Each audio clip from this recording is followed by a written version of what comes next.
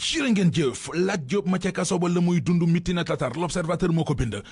bil yéenekaay bi mi ngi ñuy xibaar ne moom directeur général LONASE ba woon ay mesures conservatoires yu tar la ñu ko tegal ca kaso ba bloqué nañu ay compte bancaire am oto yi mu amoon teg nañu ci loxo sisir yëpp sisiraale résidence principale am te yamaluñu ko foofee ndax bien immobilier bu mu am teg nañu ci loxo ci jamono joj moom Lat Diop ma nga ca kaso ba keneen ku nekk ca kaso ba di Bougane Gueye Dany ma ca maison d'arrêt et de correction bu Tambacounda ak na mu fa nekkee tribune nee nañu tax na waa këram yi di waa gëm sa bopp jóg mobiliser nañu société civile bi ci réew mi mobiliser communauté internationale bi ngir ñu wax ci ndax fa mu nekk ca Tamba moom Bougane Gueye Dany cellule ba ñu ko dugal ñeent fukki doomi aadama ak juróom-ñett ñoo fa nekk ak cet amu fa la fa am tribune nee nañu mooy ay conditions hygiène yu yéeme te doy waar conditions yoo xam ne danger la ci ak wér gu yaramam moom Bougane Gueye Dany noonee ñu ko def ak fa ñu ko dugal la Sénégal nee nañu moo waral coalition bi mu bokk di coalition sàmm sa kàddu mer nañu ci ba fut journal lay fu ne ko wane nañu ko démb ci conférence de presse bi ñu gonte woon ñoom waa sàmm sa kàddu kàddu yu Thierno Bocoum kàddu yu Pape Djibril Fall ak kàddu yu Barthélémy Dias ci xët mu njëkk yéenekaay bi ñuy ñaawloo ko naqarlu li seen waa ji Bougane Gueye Dany di dund téye gi ñu ko téye moom Bougane Gueye Dany Barthélémy Dias nee na dañ ko jàpp otage te ñi ko def jublu woon ci dara lu dul bëgg a néewal doole seen coalition bi moom mi tête de liste bu coalition bi di Barthélémy Dias Source A nee nañu jéggalu na démb ci saaga yu mu saagoon ca Tambacounda waaye nag dànkaafu na gaay nee na du may kenn mu di ko kókkali baa mu koy njaay cekke li moon Ousmane Sonko démb ca conférence de presse ba Walf Quotidien nee nañu romb na kókkaleeg njaay cekke dem na ba di ko méngale akub cancre dib naxa-naxa nee na ENA gi ñu leen di former bu dee dafa naru continuer di former ay cancre yu mel ni jar nañu tëj ko ndax bu ñu demee ba ay nit di génne ca ENA te mënuñoo wax français bu jub loolee mooy tukkital àdduna Amadou Ba nangul na Ousmane Sonko li mu doon sàkku yëral xët mu njëkk Le Quotidien keroog bi Amadou Ba defee ab conférence de presse ba nuppi Ousmane Sonko dane woon Amadou Ba bu ñemee nañu ko maye ci ab débat public boobee Ousmane Sonko doon sàkku ci Amadou Ba Le Quotidien nee nañu Amadou Ba nangul na ko ba ne ko yaa ko tere neex bu yàggee ci yow la yàggee seetal fu la neex heure bu la neex ak nu mu la neexee ñu defe ko noonu foo ma woo ma wuy si la lise ko nañu wuré wa dem na këng waxi mag dem dañ tàlli bàgg war na mbaam Amadou Ba nee na Ousmane Sonko débat public bi nga bëgg may naa la ko journal bi nañu léegi nag yëf yi mi ngi des léegi ci premier ministre Ousmane Sonko dos au mur fi mu nekk ni lay jeex na ndax Ousmane Sonko ab débat public la bëggoon diggam ak Amadou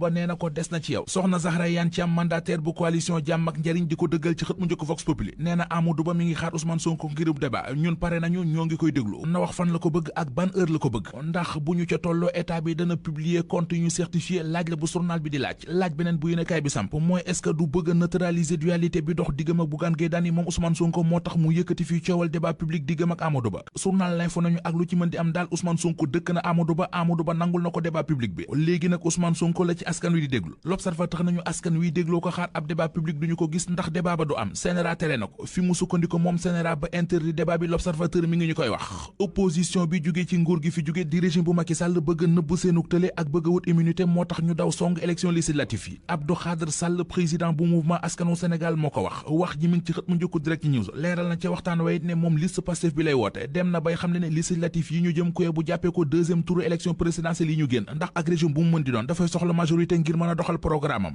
Abdou Khadre Sall ne sunum réew di Sénégal li mu soxla jamono ji moo di ay institution yu dëgër te indépendante ngir réew mi mën a naat askan wi li ñu bëgg te di ko xaar ci ñi fi nekk mooy avenir bu gën docteur Cheikh Dieng mi ñu waatoon démb ca gendarmerie Source A mi ngi ñuy xamal ne la ko fa yóbbu woon sori na lool ak scandale ba ñuy wax ci ONAS di office national assainissement moom docteur Cheikh Dieng ba mu demee ci enquêteur def na lu nekk ngir gaañi jëmale seenub enquête foofee waaye faale wuñu ko Thierno Alassane Sall borom République des valeurs mi dugaloon ab plainte ngir bëgg ñu leeral scandale ba ñuy wax ci ONAS Source A mi ngi laaj ndax plaintam boobee du mujj ci seey ruy na bër bu ñu teg ciw naaj